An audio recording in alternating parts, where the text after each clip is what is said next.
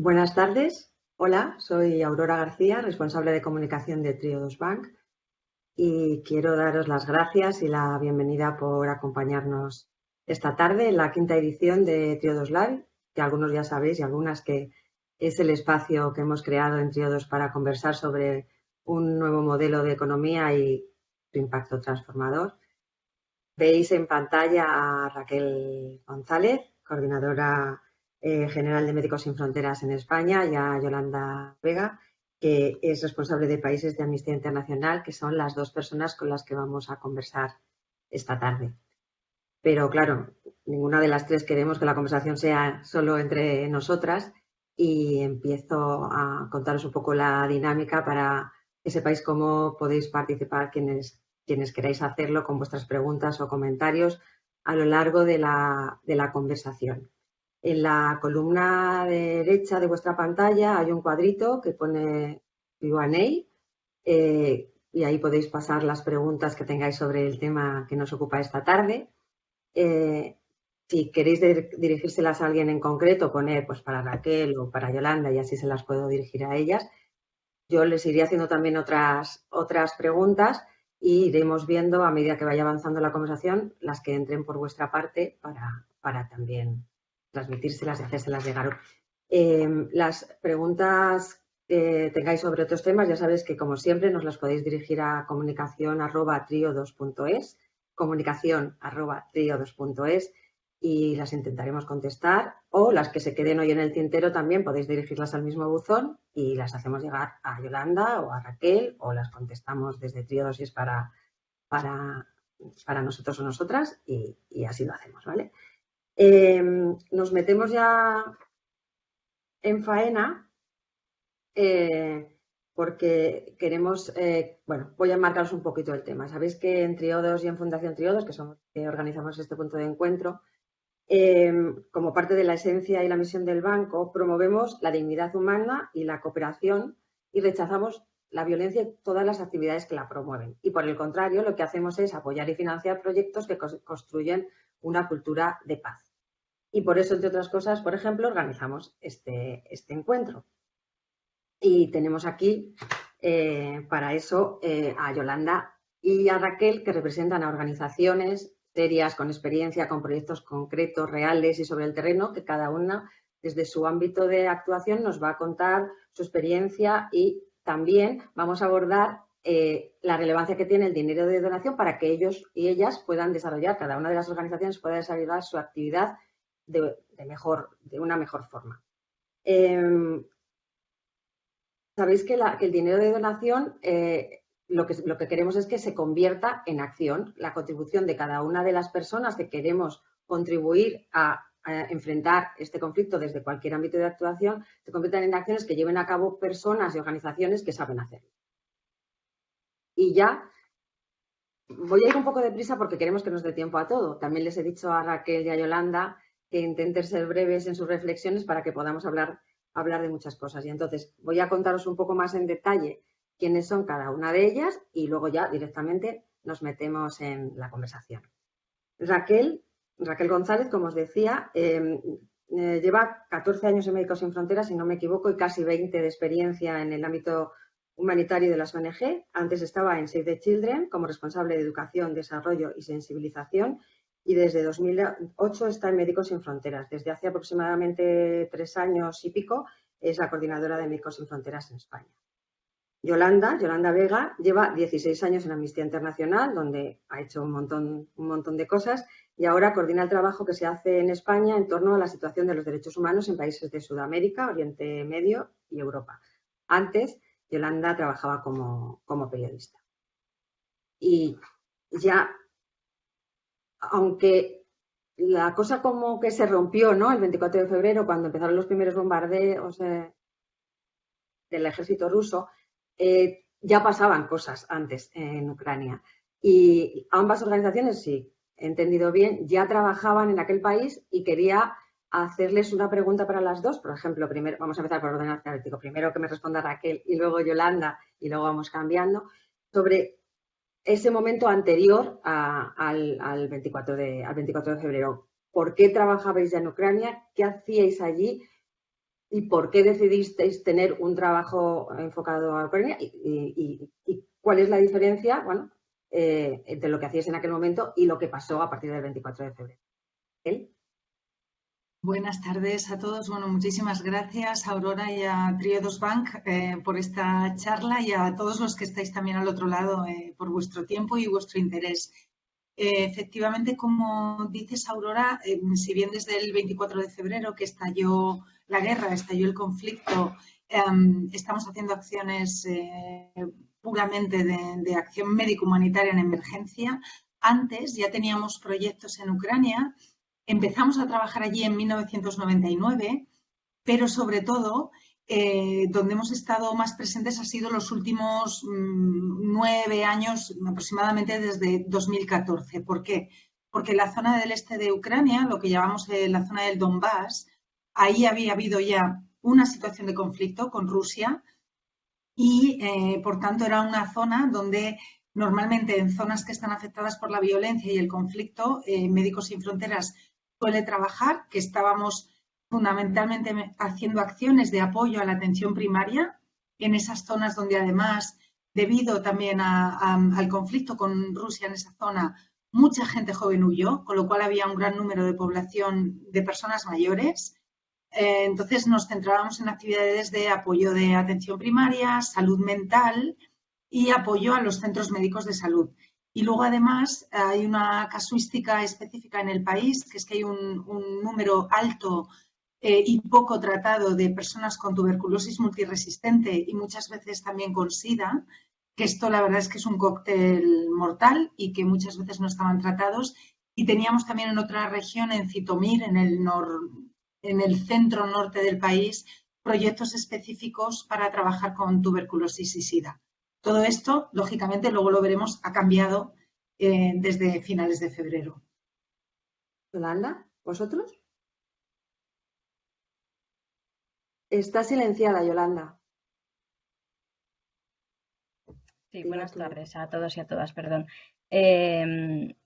Bueno, Amnistía Internacional, como en tantos otros países, pues también está presente en Ucrania, puesto que daba seguimiento a toda la situación de derechos humanos que después queda reflejado en el informe anual. Entonces, al igual que en otros muchos países, pues también se da seguimiento en Ucrania. Pero de forma más concreta, pues ya, por ejemplo, en 2014, cuando se produjo el Euromaidán, ¿no? Esas manifestaciones masivas contra el gobierno, pues Amnistía Internacional ya estuvo ahí para denunciar los abusos policiales, puesto que hubo una represión muy fuerte. Y luego, como ha dicho también Raquel, bueno, pues cuando surge este conflicto en el Donbass en 2014-2016, pues también se produjeron numerosas violaciones de derechos humanos. Entonces, en seguimiento a este conflicto, lo que Amnistía Internacional ha hecho, por una parte, es dar seguimiento a lo que está impune, es decir, la inmensa mayoría de las violaciones de derechos humanos que se produjeron entonces,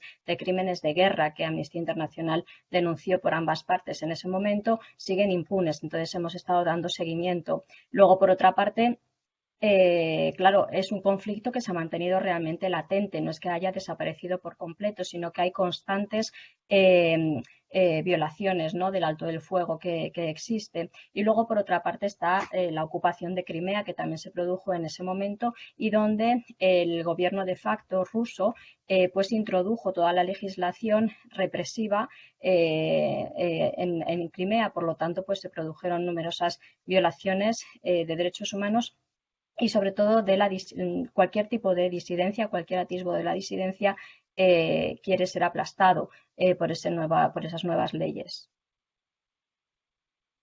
Parece que no. Estoy mirando todo el rato a ver si hay preguntas y nosotras seguimos avanzando. Bueno, pues entonces estabais allí, cada organización haciendo su labor correspondiente y empezaron las amenazas de las sospechas de posible invasión y el 24 de febrero los ciudadanos de Ucrania se despertaron con los primeros bombardeos. ¿Cómo ha sido el cambio de lo que hacéis?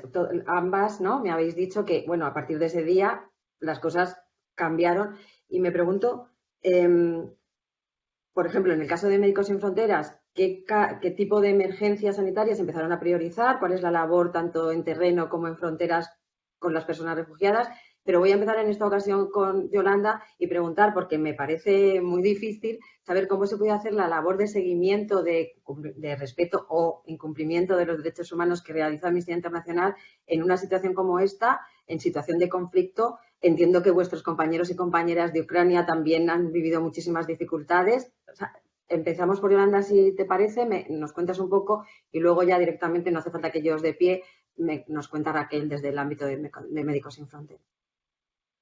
Sí, claro, el día 24 de febrero, pues en Amnistía Internacional se forma un equipo de crisis con dos objetivos fundamentales en ese momento, que era por una parte garantizar la protección y la seguridad de los compañeros y compañeras que estaban tanto en Kiev como en Moscú, y después pues empezar a investigar lo que se estaba produciendo allí, ¿no? Las posibles violaciones de los derechos humanos. Entonces, el primer equipo que empezó a trabajar es lo que se llama el laboratorio de pruebas, que en realidad trabaja en la distancia, puesto que lo que hace es estudiar vídeos, imágenes de satélite, hay expertos en armamento y desde los primeros días, prácticamente desde los primeros días, ya empezaron a denunciar, a ver que se estaban produciendo violaciones muy graves del derecho internacional humanitario, ¿no? Porque se estaban utilizando armas indiscriminadas fundamentalmente y se estaba atacando a la población civil.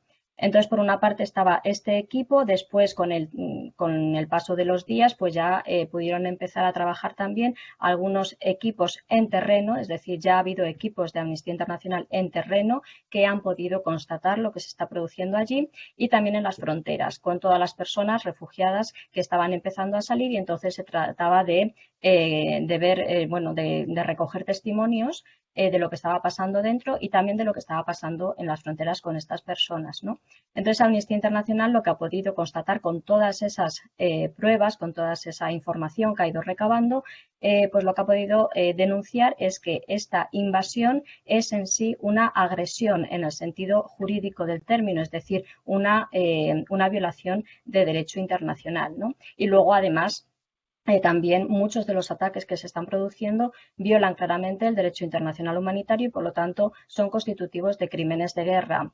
Esto lo estamos viendo, bueno, se ha visto claramente las imágenes, ¿no?, que han llegado este fin de semana de Bucha, pero los equipos de Amnistía Internacional han estado en otras regiones y se van reproduciendo este tipo de ataques donde, o bien de forma intencionada o bien por la utilización de armas indiscriminadas, al final quien termina siendo víctima es la población civil, ¿no? Entonces, fundamentalmente es un poco, en resumen, el trabajo que se está haciendo. Raquel. Pues, sí. Bueno, por nuestra parte, lo primero que hicimos, que es lo que siempre se hace, ¿no?, en cualquier situación donde de repente hay un pico de violencia, lo primero es hacer un análisis muy, muy concienzudo de la situación de seguridad de los equipos. Es decir, una de nuestras líneas rojas es no poner a los equipos en un peligro claro de que puedan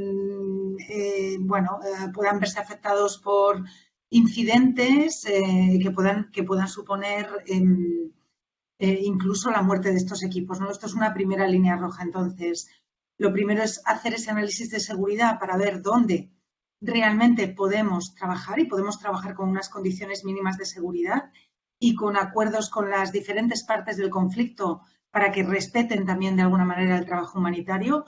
Y lo segundo que hicimos, y de una manera muy rápida, fue, afortunadamente, al estar allí teníamos, sobre todo en la zona del este, ya algunos contactos, pero fue hacer un análisis de necesidades, es decir, ver dónde estaba nuestro valor añadido. En este sentido, luego si queréis podemos ampliar un poquito más, pero sí comentaros que estamos en todas las países limítrofes con Ucrania, estamos en todas ellas. Sí que es cierto, hay que tener en cuenta que prácticamente en 45 días hay más de 4 millones de personas, y estos son datos del ACNUR, que han salido del país, es decir, es una cifra realmente enorme.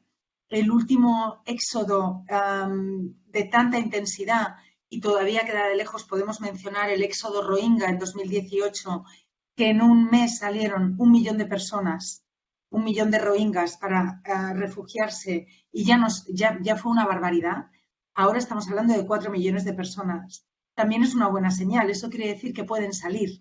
Eso quiere decir que las fronteras están abiertas. Eso quiere decir que nadie les está impidiendo la búsqueda de un lugar seguro y hay 6,5 millones de desplazados internos. Entonces, como decía, en las fronteras lo que estamos haciendo, tenemos equipos en todas ellas, pero es cierto que tanto las administraciones públicas de los diferentes países como otras ONGs locales y ONGs internacionales hay mucha presencia. Con lo cual, nosotros estamos apoyando, pero está bastante bien cubierto. Estamos haciendo algunas clínicas móviles, estamos dando atención de primeros auxilios psicológicos, porque es verdad que llega mucha gente, bueno, pues con shocks traumáticos de que han tenido que huir, se han tenido que huir de su casa con lo opuesto, que puede que hayan dejado familiares o amigos detrás, haciendo también formación a voluntarios locales y hemos hecho donaciones de material básico, sobre todo las primeras semanas, lo que tenía que ver con mantas térmicas, sacos de dormir, porque hacía mucho frío, había temperaturas de hasta menos 10, 15 grados y lo hemos donado a ONGs locales que están trabajando directamente con estos refugiados. Ya dentro del país, sí que hay dentro del país, hemos hecho fundamentalmente, por resumir un poco, tres acciones viendo ese valor añadido que podemos dar.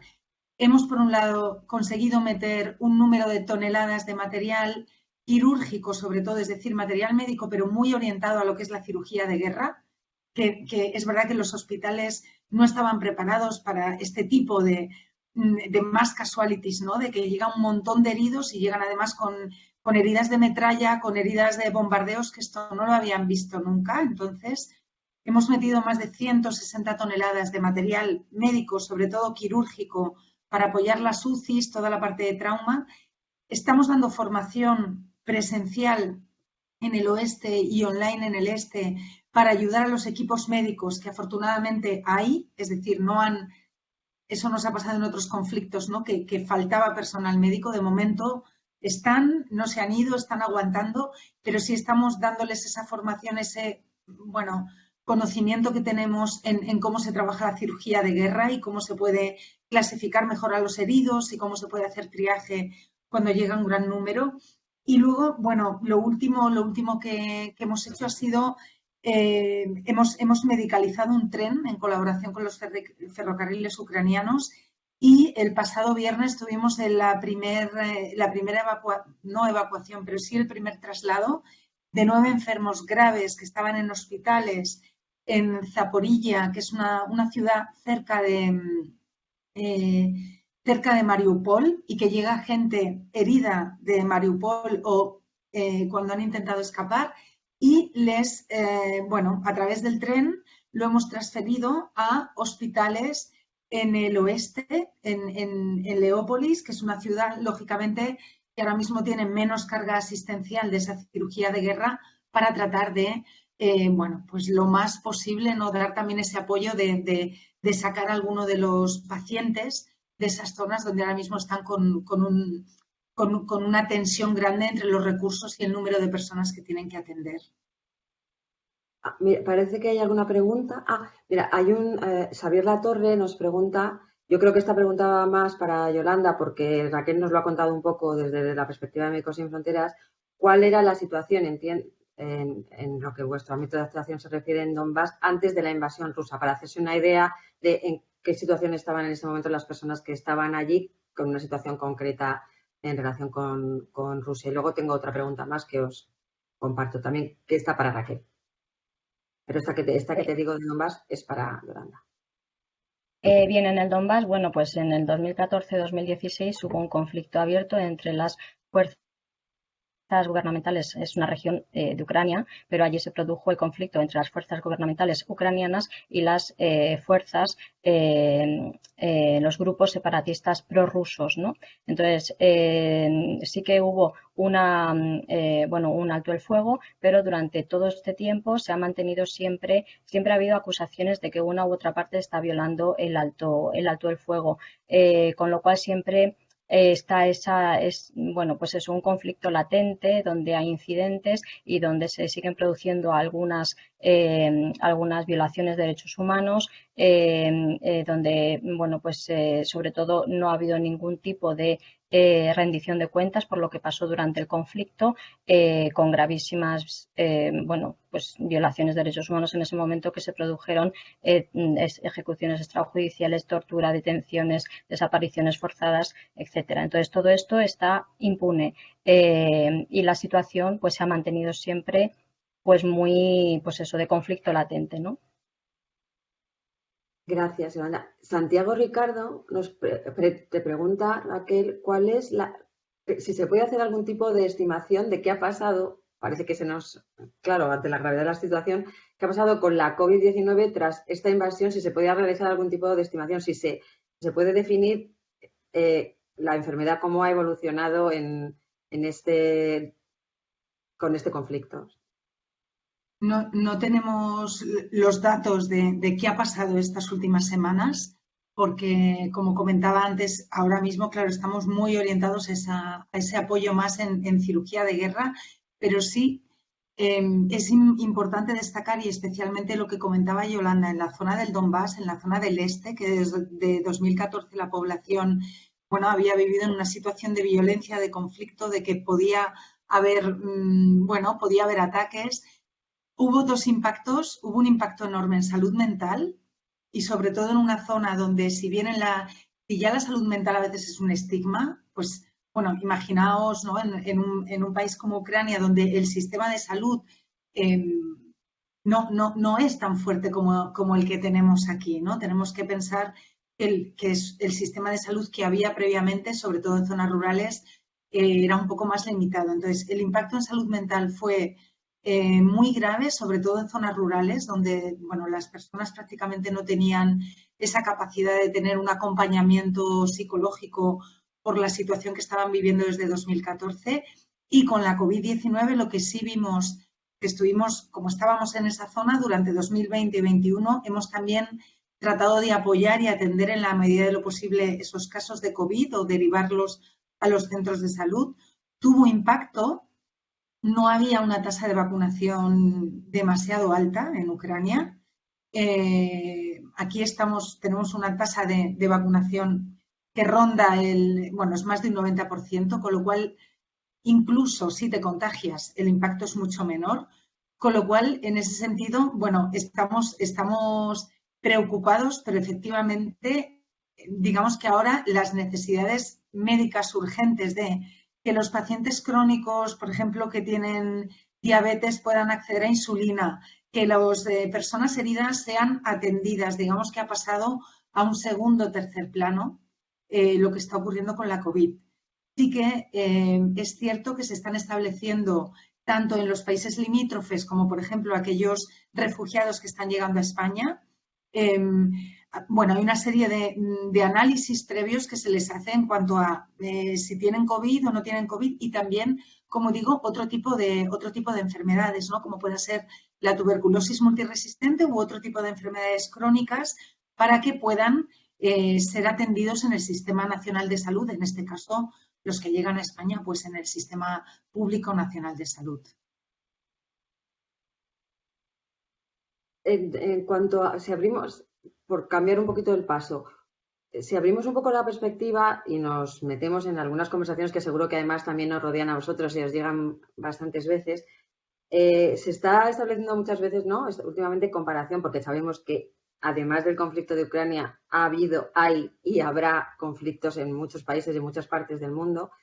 Quería que, a las dos, si podíais hacer una valoración desde la perspectiva de cómo consideráis de diferente, por qué consideráis que es diferente este conflicto, cómo se ve desde el mundo occidental, ¿no? Este conflicto y cómo se trata. Bueno, o sea, ayer estaba Zelensky entrando en nuestro Parlamento, eso no lo hemos visto en otros conflictos, por ejemplo.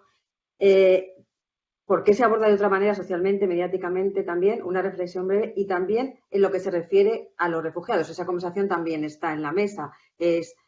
Lo ha dicho Raquel, 4 millones de refugiados, es algo inédito, pero también me gustaría saber cómo veis la diferencia o la comparación, más que la diferencia, entre cómo se ha tratado otros movimientos de refugiados anteriores, antes de ayer, vamos, por decirlo de alguna manera, y cuál es la diferencia en cómo se está abordando y por qué creéis que es.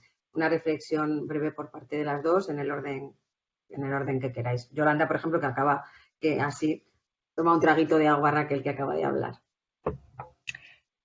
Bueno, esto es complicado de pensar, pero realmente ¿por qué está teniendo este impacto mucho más mediático? Yo creo que también es una cuestión de cercanía, ¿no? De que Ucrania está en Europa y que por eso también nos pilla, ¿no? Más cerca y lo vemos como más cerca.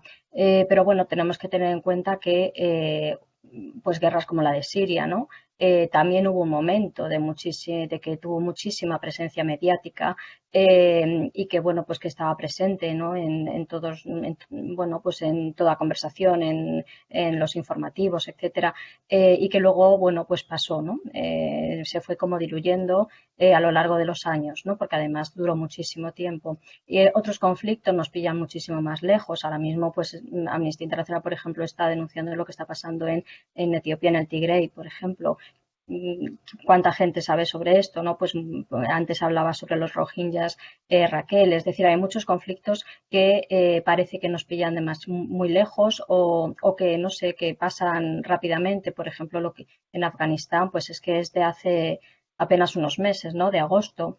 Y ahora ya pues apenas tiene presencia y por supuesto que sigue habiendo muchísima gente que quiere llegar a las fronteras europeas de Afganistán o de otros lugares, ¿no? Entonces, sobre el tema del diferente trato, ¿no? A las personas refugiadas, pues bueno, en realidad ahora lo que se está demostrando es que la Unión Europea tiene la capacidad de acoger a muchas personas refugiadas que están llegando a las fronteras y que se les está abriendo y eso es muy bueno. Desde Amnistía Internacional, por supuesto, damos la bienvenida a esa reacción. Pero claro, por otra parte, pues vemos que muy cerca de esas fronteras se han producido otras situaciones que no han sido así. Es decir, en verano, por ejemplo, pues teníamos grupos de personas afganas que estaban ahí en la frontera entre Bielorrusia y Polonia y estaban realmente en un limbo, porque estaban en una franja ahí de terreno y ahí se han pasado meses y hay personas que todavía siguen en esa zona, ¿no? Porque no se les abren las fronteras de Europa, ¿no? ¿Qué pasó con la población siria? Pues hubo un momento en que se acogió a una cierta cantidad, pero después se quedaron varadas realmente y atrapadas en Grecia. Y, o sea, en Grecia sigue habiendo, en las islas griegas sigue habiendo todavía campos de personas de Siria que siguen ahí. Entonces, claro, pues desde Amnistía Internacional lo que se pide es que todas las personas que huyen de un conflicto de este estilo o que buscan protección internacional por la razón que sea, pues se les tiene que dar esta protección y la Unión Europea tiene esa capacidad. Raquel, ¿cómo lo ves?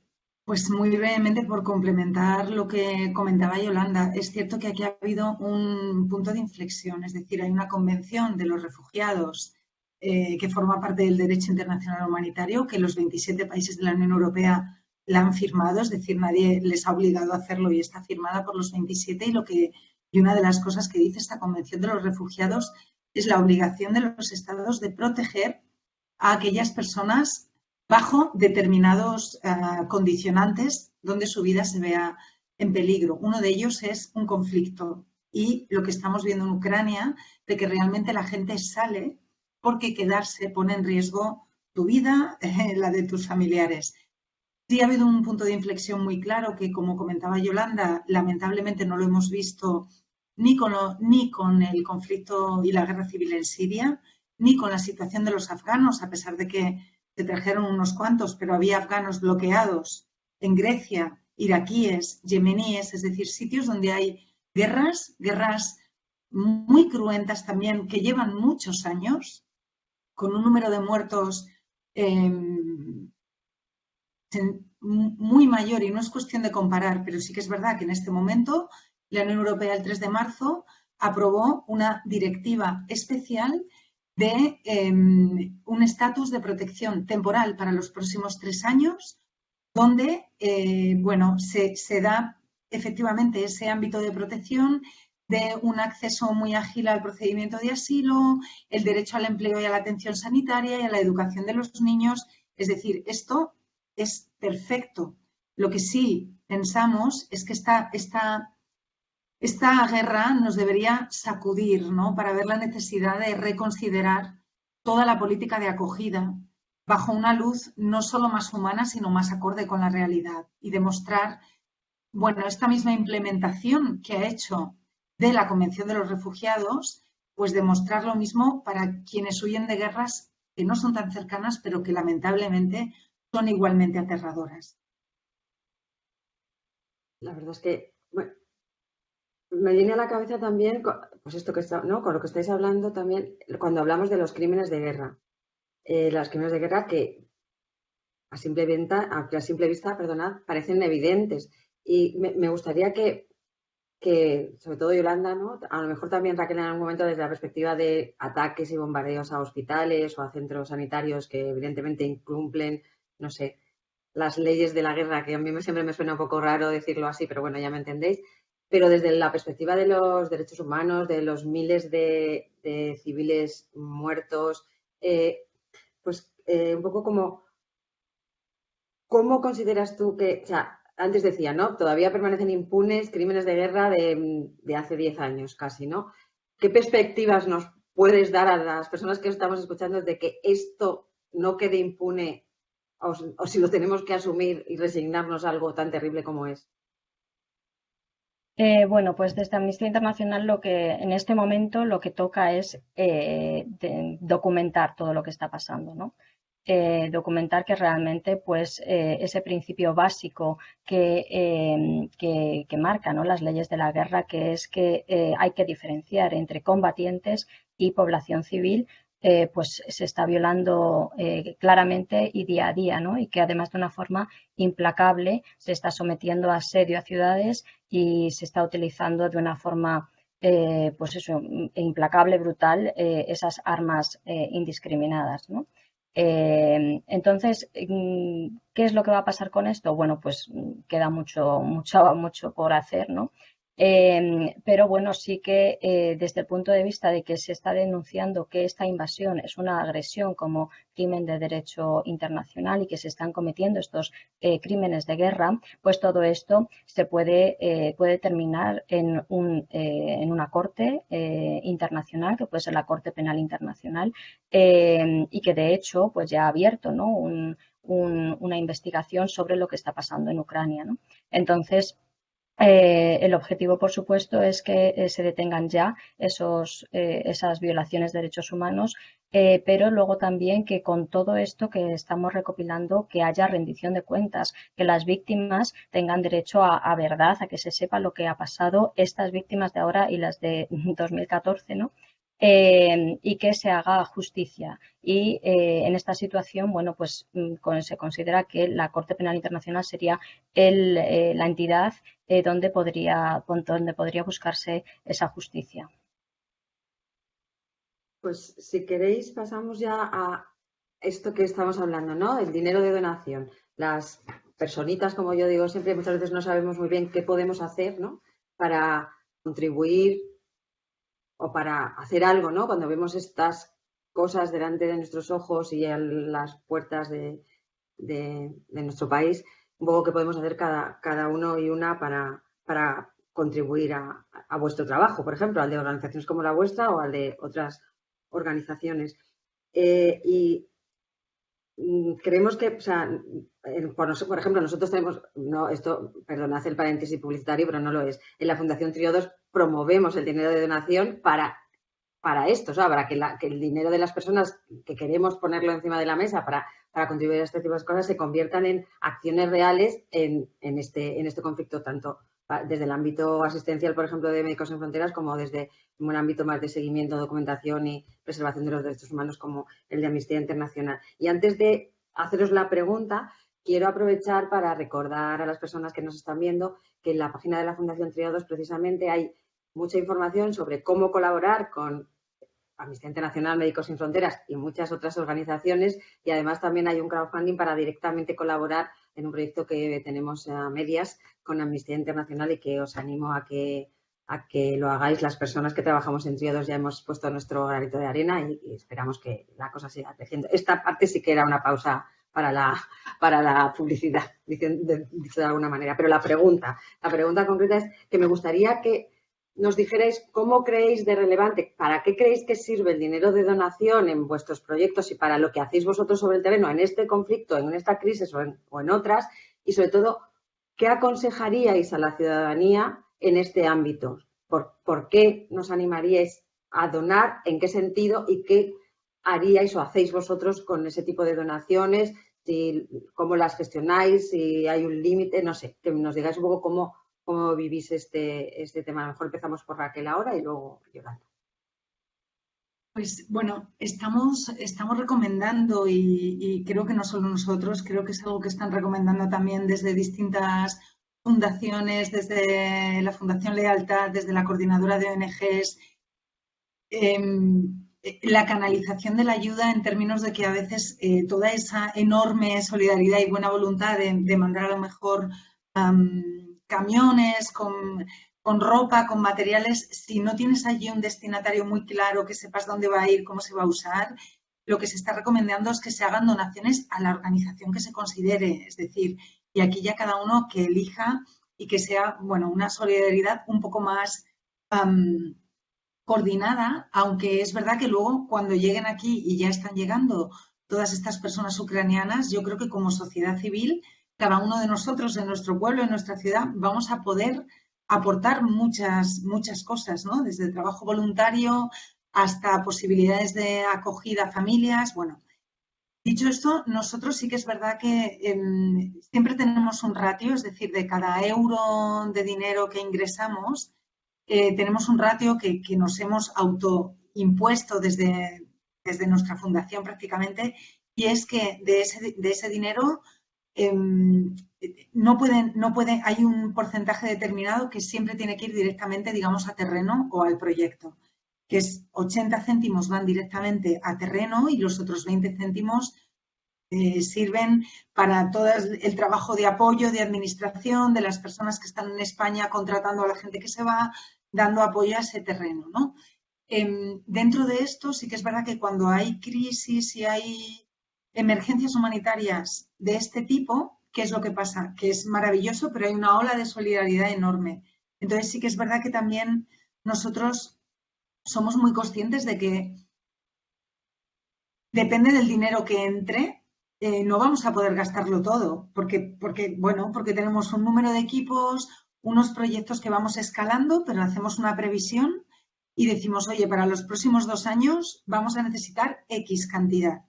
Y con esto somos muy claros con las donaciones, es decir, si decimos que van para Ucrania, pero como no queremos pasarnos de la estimación que hemos hecho, que de momento a nivel de movimiento son 50 millones de euros para este año de gasto, lo que estamos haciendo ahora es redirigir todo y informar a la gente de que ya tenemos ese dinero cubierto, con lo cual ahora el que quiera donar a MSF siempre le explicamos que va a un fondo de emergencias, que es una bolsa, digamos, que tenemos de dinero precisamente para atender emergencias que surgen de una forma muy rápida como esta, es decir, que puede ser una emergencia en Yemen, en Siria, en República Centroafricana, donde quiera que sea, y por eso ahora muy probablemente veáis que todos nuestros llamamientos son para este fondo de emergencias, porque nos gusta ser muy, muy transparentes con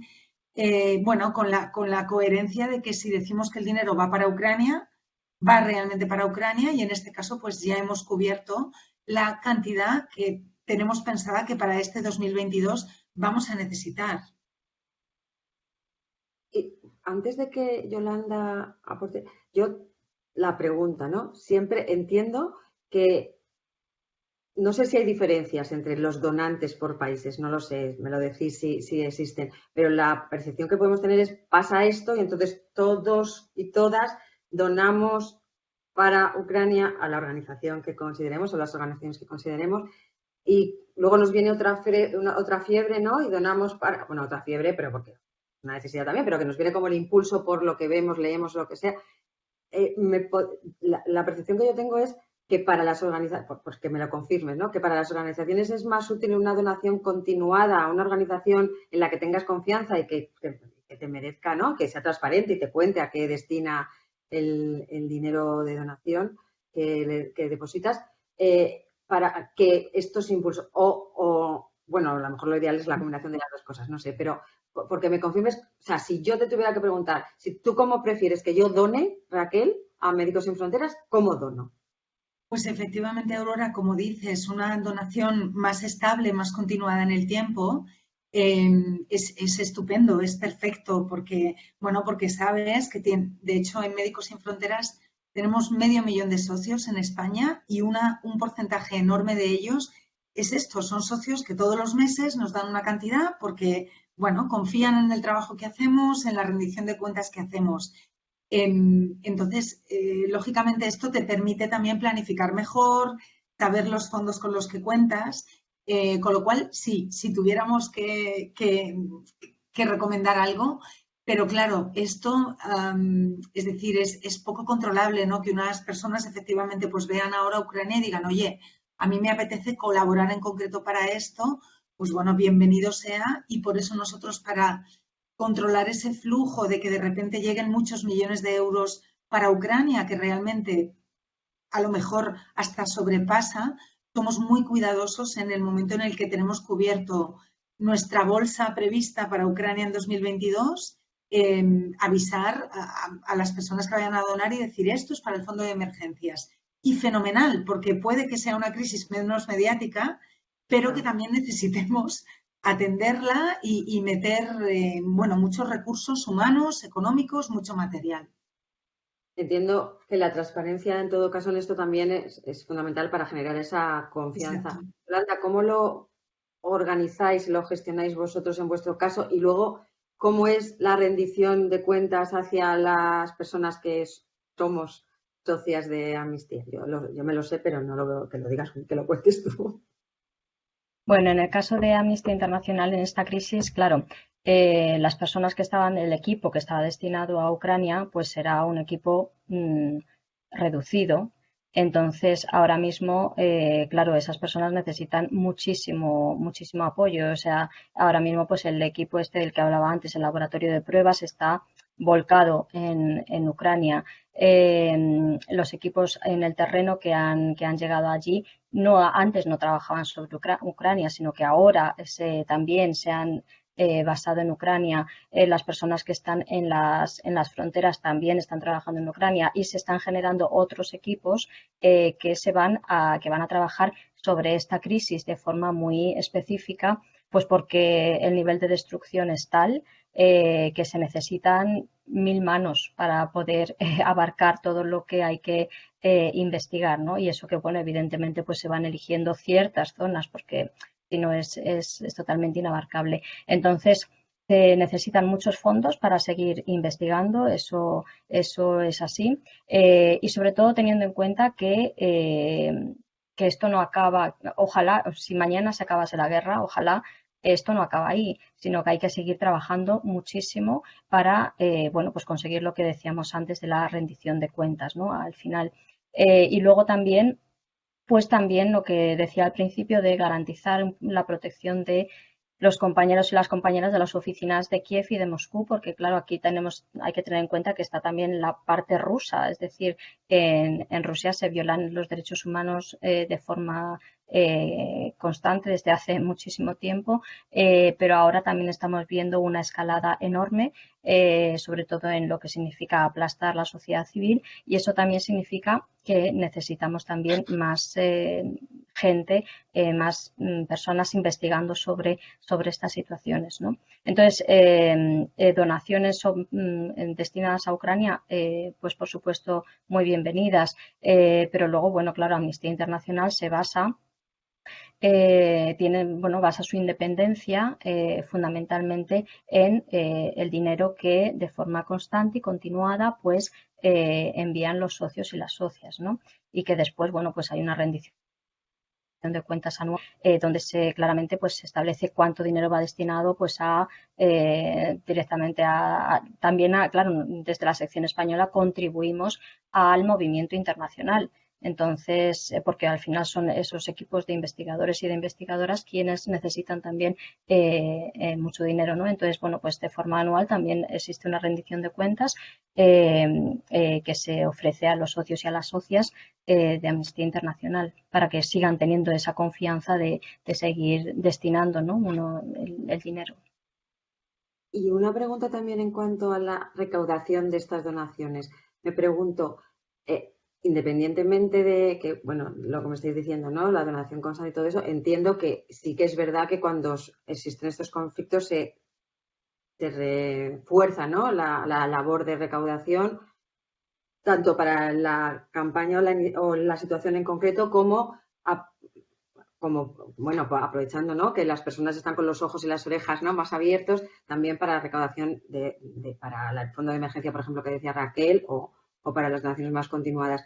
¿Cómo estáis organizados como organización para la recaudación para la recaudación de fondos? ¿Cómo de constante y luego con estos picos se trabaja en ese ámbito? Me parece que la mayoría de las personas desconocemos un poco cómo se hace, cómo se organiza eso, ¿no? Más allá de cuando te llaman por teléfono para preguntarte si quieres contribuir de alguna manera. No sé, me da igual, cualquiera de las dos. Está silenciada, Raquel. Perdón. ¿Ahora? Sí, perfecto, ahora sí. Normalmente hay unas previsiones también un poco fruto de la experiencia de los años, ¿no? En nuestro caso, como tenemos, bueno, ese 500.000 de socios que casi un 70% son regulares, son socios que todos los meses, bueno, pues haces más o menos una previsión de lo que tienes para seguir trabajando en terreno y en proyectos. Y luego, claro, está eso que llamamos esa bolsa de emergencias, que se puede hacer una previsión en base a años anteriores de, bueno, más o menos sabemos que pasan, lamentablemente, que hay situaciones de epidemia, de conflicto, que no tenemos previstas, como pudo ser la COVID-19, como ha podido ser Ucrania. O sea, esto pasa todos los años y solemos siempre hacer una previsión para que aproximadamente un 20-25%, digamos, de los fondos, reservarlos de alguna manera para esto.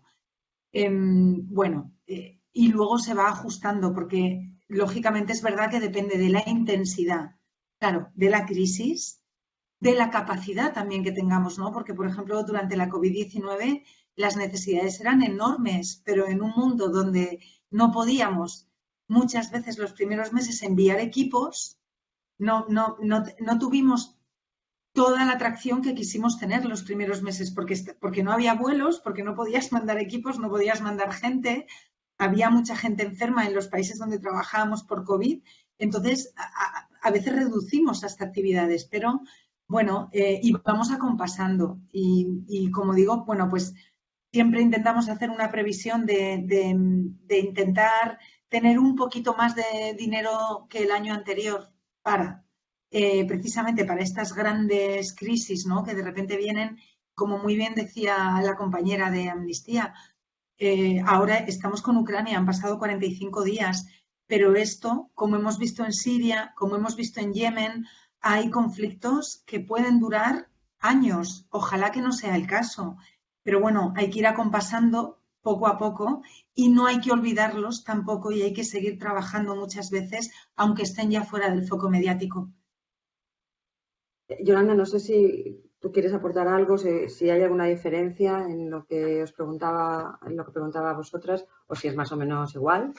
No sé. Sí, más o menos. Es decir, en Amnistía Internacional, claro, ahora mismo evidentemente tenemos que atender la crisis que hay en Ucrania, pero continuamos con las campañas que ya tenemos en marcha, porque desafortunadamente, pues, situaciones de violación de los derechos humanos hay por todo el planeta y las hay muy graves, con lo cual todo esto continúa. Lo que sí que intentamos es que, bueno, pues que sobre todo en gastos de administración pues vaya muy poco, se gaste menos dinero, ¿no? Como en torno al 15% o algo así, y lo que se las campañas, en el trabajo de contenido, en las investigaciones, ¿no? Pues sea la mayor cantidad, en torno a un 85%.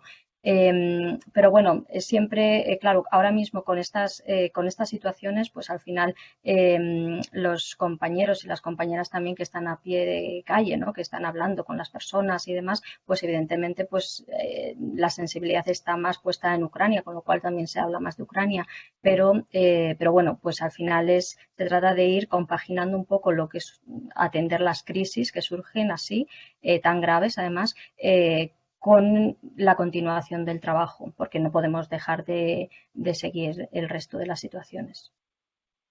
Ya nos queda un poquito de tiempo solo, pero tiro un poco de lo que habéis dicho las dos para cerrar el turno de preguntas.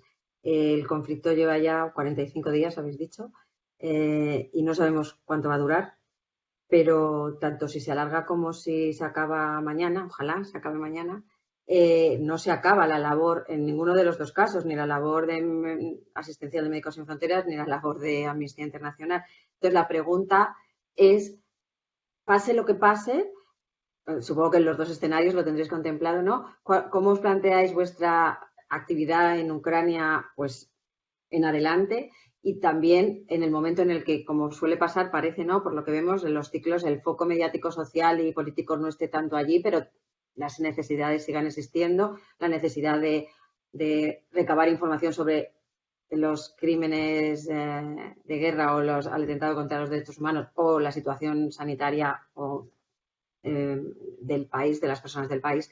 ¿Cómo es la perspectiva que tenéis ahora y ahora en adelante qué, ¿no? Raquel, si quieres contarnos tú. Está silenciada otra vez. De ahora, efectivamente, bueno, vamos a ir viendo y vamos a trabajar como hemos trabajado en otros conflictos, ¿no? Por ejemplo, la guerra civil en Yemen o la guerra civil en Siria, es decir, van a ir cambiando las necesidades. Si el conflicto se recrudece o sigue muchos meses, la situación de la población que continúa en Ucrania probablemente cada vez sea peor. También hay que ir viendo cómo afecta el conflicto a diferentes zonas. Ahora la zona del este, del sur, son las que más duramente están sufriendo el impacto directo de la violencia. Entonces, al final siempre se trata de hacer un monitoreo constante de dónde están las necesidades en función de cómo está evolucionando el conflicto y de las necesidades de la población, ¿no? Por poneros un ejemplo, en Siria, por ejemplo, lleva 11 años de guerra civil, ha habido momentos de muchísima intensidad, pues por ejemplo en Alepo, como lo que estamos viendo ahora en Mariupol, y tratar de dar atención, pero luego ha habido un enorme problema de desplazados internos, que ya lo estamos viendo también en Ucrania, personas que del este se van hacia el oeste, pero que a lo mejor no salen del país y prefieren quedarse, bueno, en ciudades como Leópolis, que están en el oeste por si tienen que salir, pero de momento hay, claro, eso supone también una carga asistencial en términos sanitarios, pero en muchos términos a esas ciudades o esos pueblos donde llegan estas personas desplazadas. Con lo cual, iremos viendo y iremos, desde luego, tratando de apoyar sobre todo esa parte más de atención médica y de protección pura y dura, ¿no? Más directa, a medida que vaya evolucionando el conflicto, que ojalá que, bueno, pues que acabe lo antes posible.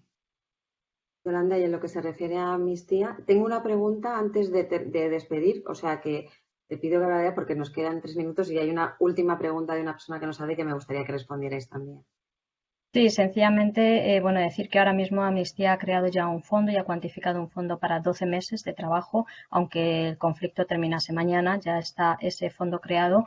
Pero bueno, pues como decía antes, es que el final del conflicto no supone el final del trabajo, es casi el inicio, ¿no? Porque es documentar todo lo que ha pasado y luego intentar sobre todo que haya rendición de cuentas y que toda esa documentación sirva para algo, y eso significa muchísimo trabajo también de incidencia, de intentar influir en los gobiernos, en las instituciones, y todo dirigido eso, a que haya una rendición de cuentas, que no quede impune, como ha pasado, ¿no?, hasta ahora con el conflicto de 2014.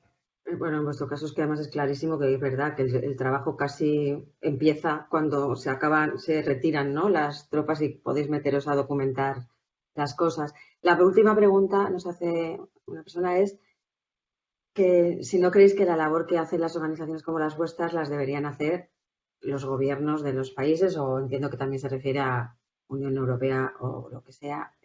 Creo que es una pregunta que seguramente os han hecho 1000 millones de veces, con lo cual supongo que la respuesta la tendréis muy rápida, pero sí que me gustaría que en una frase cada una, porque son 29, me respondierais algo a Xavier, que es la persona que nos lo pregunta.